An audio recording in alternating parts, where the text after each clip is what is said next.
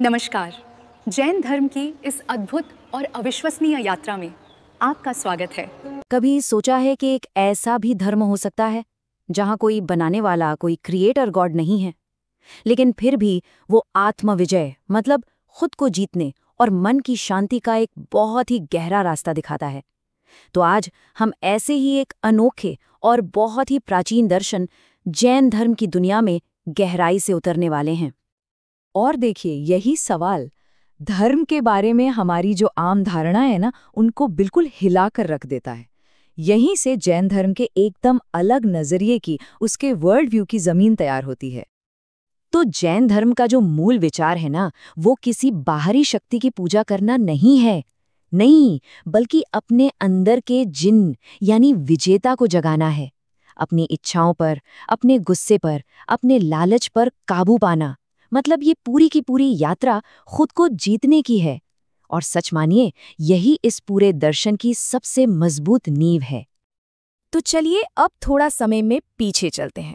और मैं थोड़ा बहुत पीछे की बात नहीं कर रहा, बल्कि बहुत पीछे। जैन धर्म की जड़ें इतनी ज्यादा गहरी हैं कि ये दुनिया के कई बड़े बड़े धर्मों के शुरू होने से भी पहले की मानी जाती हैं। अच्छा, इसे समझने के लिए ना 1 मिनट के लिए प्राचीन भारत को सोचिए।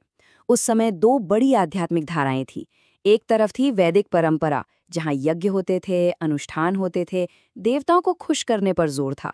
और दूसरी तरफ थी श्रमण परंपरा। इसका फोकस बिल्कुल अलग था, तपस्या, ध्यान और खुद की मेहनत से मोक्ष पाना। जैन धर्म इसी दूसरी वाली धारा का, मतलब श्रमण परंपरा का एक सबसे बड़ा उदाहरण है। और कमाल की बात यह है कि हमें इसके सबूत भी मिलते हैं। सिंधु घाटी की पुरानी मोहरों से लेकर यजुर्वेद जैसे वैदिक ग्रंथों तक में ऐसे संकेत मिलते हैं जो जैन धर्म की प्राचीनता की तरफ इशारा करते हैं। तो ये सिर्फ एक मान्यता नहीं है, बल्कि इसके पीछे आर्कियोलॉजिकल और लिटरेरी मतलब पुरातात्विक और साहित्यिक सबूत भी हैं। और यही बातें इस विश्वास को और पक्का करती हैं कि ये एक शाश्वत, एक इटर्नल पाथ है। अब बात करते हैं उन महान आत्माओं की जिन्हें तीर्थंकर कहा जाता है। तीर्थंकर का मतलब पता है क्या है? घाट बनाने वाला। मतलब वो जो इस दुनिया रूपी सागर को पार करने के लिए एक सुरक्षित रास्ता, एक घाट बनाते हैं। ये वो एनलाइटेंड टीचर्स हैं जो हम सब के लिए इस शाश्वत रास्ते पर रोशनी डालते हैं। इस कड़ी में सबसे पहले आते हैं ऋषभदेव, पहले तीर्थंकर। जैन परंपरा में ना वो सिर्फ एक आध्यात्मिक गुरु नहीं है, बल्कि उन्हें सभ्यता का संस्थापक माना जाता है। ऐसा कहा जाता है कि उन्होंने ही इंसानों को खेती करना, लिखना पढ़ना और अपनी रक्षा करना सिखाया। मतलब एक ऑर्गेनाइज्ड सोसाइटी की नींव ही उन्होंने रखी थी।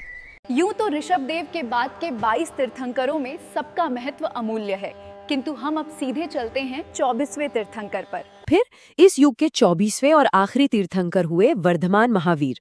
ये एक हिस्टोरिकल फिगर हैं जिन्होंने करीब 2500 साल पहले जैन धर्म के सिद्धांतों को एक सिस्टमैटिक रूप दिया, जिसे आज हम सब जानते हैं। राज परिवार में जन्मे वर्धमान ने 30 वर्ष की आयु में ही सांसारिकता को त्याग कर वैराग धारण कर लिया। 12 वर्ष की कठोर तपस्या करने के पश्चात उन्हें कैवल्य की प्राप्ति हुई, जिसके बाद वे जिन या महावीर कहलाए। चलिए इतिहास से अब थोड़ा दर्शन की ओर बढ़ते हैं। जैन धर्म आत्मा की मुक्ति का एक बहुत ही साफ और लॉजिकल रास्ता दिखाता है। पर सवाल ये है कि मुक्ति किससे? जैन फिलॉसफी के मुताबिक सारी समस्या की जड़ है कर्म।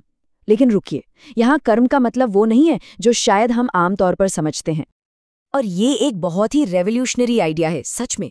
ज्यादातर दर्शनों में कर्म क्या है, एक कॉन्सेप्ट है, पर जैन धर्म में कर्म को एक फिजिकल सब्सटेंस माना गया है। मतलब पदार्थ के बहुत ही सूक्ष्म कण। ऐसे सोचिए कि हमारी आत्मा एक साफ सुथरे शीशे की तरह है और हमारे जो भी काम हैं, जो भी विचार हैं, वो धूल की तरह हैं जो इस शीशे पर आकर चिपक जाते हैं और उसकी असली चमक को छुपा देते हैं। यही है कर्म का जैन नजरिया। तो सवाल यह है कि आत्मा पर चिपकी इस कर्म की धूल को साफ कैसे करें? इसका जवाब है त्रिरत्न, यानी 3 जौहर। इसे एक 3 पैरों वाले स्टूल की तरह समझिए। एक भी पैर हटा तो स्टूल गिर जाएगा। सही विश्वास यानी सम्यक दर्शन के बिना ज्ञान अधूरा है। सही ज्ञान मतलब सम्यक ज्ञान के बिना विश्वास अंधविश्वास बन सकता है। और इन दोनों के होते हुए भी अगर सही आचरण यानी सम्यक चारित्र नहीं है तो सब बेकार है। तीनों को एक साथ ही साधना पड़ता है। ओके, तो अब इन 3 रत्नों में से जो तीसरा है, सम्यक चारित्र यानी सही आचरण, उसमें थोड़ा और गहरा उतरते हैं।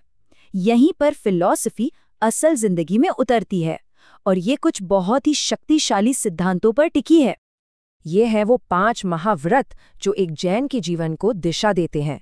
और इनमें सबसे ऊपर, सबसे जरूरी है अहिंसा, मतलब किसी भी जीव को मन, वचन या कर्म से तकलीफ ना पहुंचाना। और आप देखेंगे कि बाकी सारे व्रत, सत्य, अस्तेय यानी चोरी ना करना, अपरिग्रह यानी जरूरत से ज्यादा जमा ना करना, और ब्रह्मचर्य, ये सब अहिंसा से ही निकलते हैं। लेकिन अहिंसा सिर्फ शारीरिक नहीं होती। जैन धर्म में एक बहुत गहरी फिलॉसफी है, अनेकांतवाद, और ये सीधे सीधे अहिंसा से जुड़ी है। इसे आप बौद्धिक अहिंसा कह सकते हैं। मतलब ये मानना कि सच बहुत जटिल है, उसके कई पहलू हैं, और कोई भी एक नजरिया पूरे सच को नहीं देख सकता।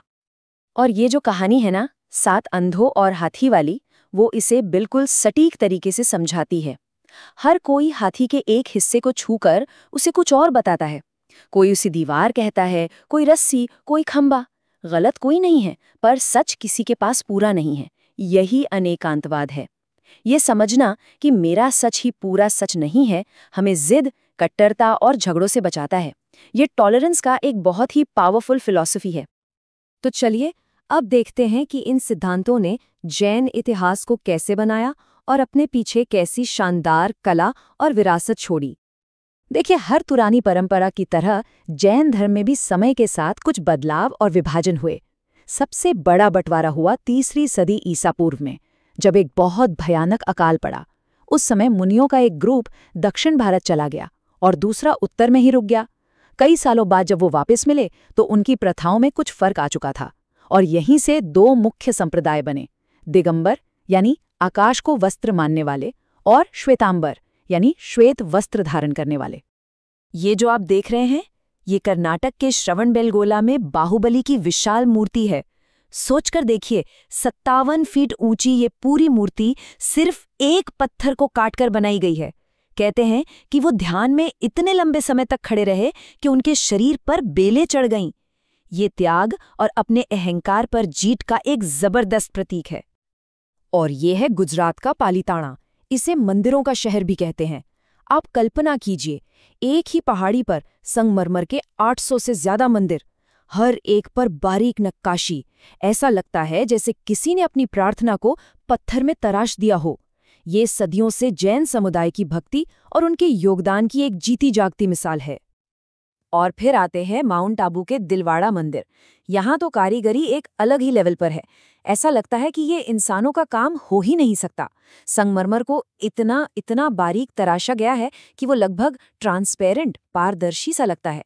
छतों पर, खंभों पर, हर जगह इतनी डिटेल्ड नक्काशी है कि मानो पत्थर में कोई कविता लिख दी गई हो। ये जैन कला का सबसे बेहतरीन नमूना है। और आखिर में ये एक सवाल जो सोचने पर मजबूर करता है। आज की दुनिया में जहां हर तरफ संघर्ष है, उपभोक्तावाद है और अपनी ही बात को सच मानने की जिद है, वहां अहिंसा, अपरिग्रह और अनेकांतवाद, मतलब अलग अलग नजरियों को समझने का ये प्राचीन रास्ता कितना प्रासंगिक है, कितना रेलेवेंट है। ये एक ऐसा सवाल है जिसका जवाब शायद हम सबको अपने अंदर ही खोजना होगा। अगर आपको हमारी ये पहल पसंद आई हो तो हमारे चैनल को सब्सक्राइब करें, अपने विचार कमेंट्स करें। धन्यवाद।